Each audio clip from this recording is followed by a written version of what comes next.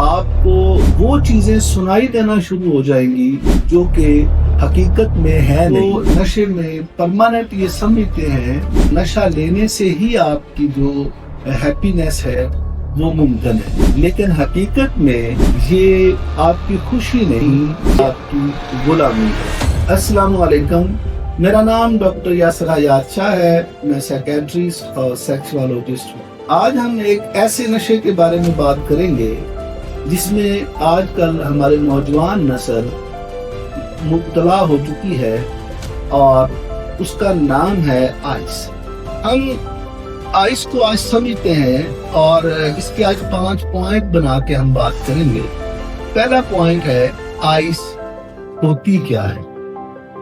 دوسرا پوائنٹ کہ آئس کے نقصانات کیا ہیں۔ تیسرا پوائنٹ کہ آئس کی ایڈکشن کیسے ہو۔ نمبر 4 آئس کا علاج کیسے ممکن ہے۔ 5 کیا وجہ ہے کہ آئس کا علاج کروانے کے بعد بھی مریض کو بار بار علاج کروانا پڑتا ہے۔ تو ہم سب سے پہلے بات کرتے ہیں اپنے پہلے پوائنٹ، آئس کیا ہے۔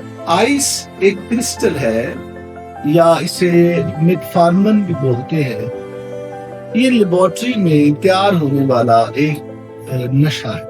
اس کے تھوڑے سے جو ذرے ہیں وہ بھی دماغ میں جانے کے بعد آپ کے دماغ کے جو نیورو ٹرانسمیٹرز ہیں ان کو ڈسٹرائے کر دیتا ہے۔ دوسرا پوائنٹ کہ ہم جو ہے آئس لینے کے بعد نقصانات کون سے فیس کرتے ہیں۔ تو نقصان جو ہے وہ سب سے پہلا یہ ہے کہ جب یہ نیورو ٹرانسمیٹر آپ کے ریڈ کر لیتے ہیں کہ یہ جو ہے جی نشہ ہے یہ آئے گا، اور اس کے بعد خوشی کے جو ایکٹیو پن کے اور جو ہے تھکان کم ہونے کی فیلنگز آئیں گی۔ تو جب آپ نہیں لیتے تو آپ کا برین ڈیمانڈ کرتا ہے کہ وہ نشہ ہمیں پرووائڈ کیا جائے۔ اب پھر سے جب آپ نشہ لیتے ہیں تو برین جو ہے اس کو ریڈ کرتا ہے اور آپ کو وہ ہیپی فیلنگز، آپ کے جو جسم میں ڈوپامین نامی ہارمون ہے خاص طور پر اسے بہت زیادہ بڑھا دیتا ہے، جو آپ کو خوشی کے اور ایکٹیو پن کی جو ہے وہ فیلنگ کرواتا ہے۔ اس سے آپ جو ہے وہ نشے میں پرماننٹ یہ سمجھتے ہیں کہ یہ نشہ لینے سے ہی آپ کی جو ہیپینس ہے وہ ممکن ہے، لیکن حقیقت میں یہ آپ کی خوشی نہیں، یہ آپ کی غلامی ہے جو آپ کو آئس کا پرماننٹ غلام بنا رہی ہے۔ تیسرا ایڈکشن۔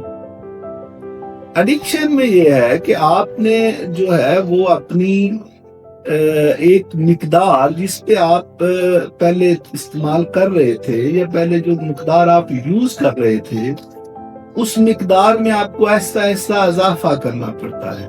وہ مقدار آپ کو ناکافی فیل ہونا شروع ہو جاتی ہے اور آپ وہ بڑھاتے جاتے ہیں۔ جوں آپ وہ بڑھاتے جائیں گے آپ کے جو فرنٹل لوب ہے، جو آپ کے برین میں جو فیصلہ کرنے والے جو ہے وہ ہارمون ہیں، جو آپ کے برین کے وہ حصے جو آپ کے زندگی کے اہم معاملات اور فیصلہ کرنے میں آپ کی ہیلپ کرتے ہیں، وہ بھی ڈسٹرائے ہوتے جائیں گے۔ آپ کے سارے نیورو ٹرانسمیٹر ڈسٹرائے ہو جائیں گے اور آپ پھر الگ تلگ رہنا شروع ہو جائیں گے۔ آپ کو وہ چیزیں سنائی دینا شروع ہو جائیں گی جو کہ حقیقت میں ہے نہیں۔ ہلوسینیشنز ہم بولتے ہیں، جیسے آپ کو وہ چیزیں دکھائی بھی دیں گے اور جو ہے نہیں، موجود نہیں، اور وہ چیزیں سنائی بھی دیں گی جو موجود نہیں۔ بھوک نہیں لگتی، نیند کی کمی آنا شروع ہو جاتی ہے اور پھر پیشنٹ بہت زیادہ اگریسو ہو جاتا ہے۔ تو اس کے بعد ہم بات کرتے ہیں کہ اس کا علاج کیسے ممکن۔ علاج کے لیے ایسے پیشنٹ کو جب وہ ایک ایڈکشن کی پیک پہ ہے اور وہ سائیکوسس کا جو شکار ہو چکا ہے، اس کے لیے آپ کو اسے کم از کم 3 سے 6 ماہ کا علاج ریکوائر ہوتا ہے۔ ایوریج بات کر رہا ہوں، اکارڈنگ ٹو نیڈ کم یا زیادہ چیزیں ہو سکتی. تو 3 سے 6 ماہ کے لیے آپ کو اس کا ایڈمیشن کروانا ہوتا ہے کسی ریہیب سینٹر میں, اور اس پہ اس کی جو ہے وہ سائیکو تھراپی ہوتی ہے, اس کی جو ہے موٹیویشن ہوتی ہے, اور موٹیویشن اور سائیکو تھراپیز 3 سے 6 ماہ ہونے کے بعد پیشنٹ اکثر بہتر ہو جاتے ہیں, اور اس کے بعد اس کی جو جسم ہے اس سے نشہ جو ہے وہ اس کے ختم ہونے کے لیے ڈیٹاکسیفیکیشن کرتے ہیں. وہ جو زہر ہے اس کے جسم میں وہ اس کو جو ہے وہ ختم کیا جاتا ہے, اور اس کے بعد پھر اس کی جو ہے وہ موٹیویشن ہوتی ہے. تو پیشنٹ ایوریج 3 سے 6 ماہ میں اس لت سے بھی نکل آتا ہے, اور اس کے جو زہریلے اثرات ہیں وہ بھی کم ہو جاتے ہیں.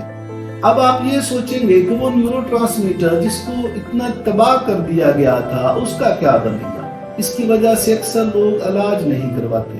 تو ان کو یہ کہنا چاہوں گا کہ وہ جو نیورو ٹرانسمیٹر ہیں وہ پرماننٹ ڈسٹرائر نہیں ہوتے.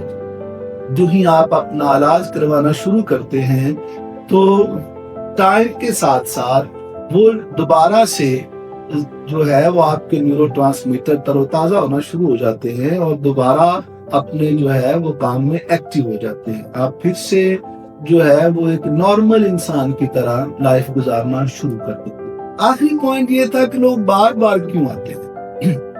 بار بار آنے کی بہت ساری وجوہات ہیں, جس میں اگر میں آپ کو اپنے تجربے کی بیس پہ کہہ دوں تو میں زیادہ تر 2 چیزوں کو نوٹ کرتا ہوں. ایک, جب آپ باہر جاتے ہیں تو آپ کی وہ کمپنی, وہ دوست جو آلریڈی اسی چیز میں فعال کر رہے ہوتے ہیں, وہ کہیں قبرستان کہیں دہلی بازاروں میں پڑے ہوتے ہیں, جب آپ جاتے ہیں تو سب سے پہلے آپ کو وہ یاری کے واسطے اور وہ کمپنی کے جو ہے وہ ایموشنل بلیک میلنگ, تھوڑا سا چل لے یار, اس بات پہ آپ کو وہ شروع کرواتے ہیں. تو بیڈ کمپنی جو ہے وہ آپ کو پھر سے نشے پہ لگانے میں اہم کردار ادا کرتی ہے. دوسرا جو ایفیکٹ ہے, کیونکہ جب آپ آئس یوز کر رہے ہیں تو آپ کی سیکسول ڈرائیو بہت اچھی ہو جاتی ہے, آپ کی جو ہے جو پلیجر موومنٹس ہیں وہ بہت اچھے ہوتے ہیں, اور آپ جو ہے وہ اس میں بہت زیادہ انجوائے فیل کر رہے ہوتے ہیں. اب جو ہی آپ نے آئس چھوڑی, آپ کی وہ جو ہر چیز نارمل ہوئی, تو پھر آئس کے جو ایفیکٹس ہیں وہ آپ کی سیکشل ایکٹیویٹی پہ آپ نظر آنا شروع ہو جاتے ہیں. جیسے اریکٹائل ڈسفنکشن ہونا شروع ہو جاتی ہے, لو لبیڈو, اور اس کے علاوہ جو ہے وہ آپ کے سپرم کاؤنٹ کم ہونا شروع ہو جاتے ہیں, جس کی وجہ سے پیشنٹ پھر سے جو ہے وہ ڈپریشن کا شکار ہوتا ہے, اور وہ یہ سمجھتا ہے کہ جو سیکشل ایکٹیویٹی کے بغیر زندگی کا فائدہ کیا ہے. لہذا وہ اس لیے شروع کرتا ہے کہ چلے جی آج لے لیتا ہوں, کل نہیں استعمال کروں گا, یا جب مجھے سیکشل ایکٹیویٹی کرنی ہوگی تو یوز کر لوں گا. اسی سوچ میں وہ دوبارہ سے اس لت میں مبتلا ہو جاتا ہے. تو اگر آپ پرماننٹ چاہتے ہیں کہ آئس کی ٹریٹمنٹ ہو تو اس میں 2 فیکٹر بہت اہم ہیں. وہ یہ کہ جب بھی آپ آئس کے پیشنٹ کی ٹریٹمنٹ کروائیں اور اس کے بعد وہ گھر جائے تو آپ ایوریج 6 ماہ سے 1 سال تک اس کی کاؤنسلنگ, اس کے سیشن اور جو ہے وہ ٹریٹمنٹ کو جاری رکھیں. دوسرا, اس کے درمیان آنے والے جو سیکشول ایشوز ہیں اس کی ٹریٹمنٹ بھی کروائیں. جب اس کی یہ چیزیں مینج ہوتی جائیں گی تو اسے وہ دوبارہ سے جو خیالات ہیں وہ کم آئیں گے, اور یہ چیزیں اس کو دوبارہ سے اس چیز میں, اس لت میں مبتلا ہونے سے بچائیں گی. اپنا اور اپنے فیملی کا خیال رکھیے گا. اللہ آپ کا حامی و ناصر.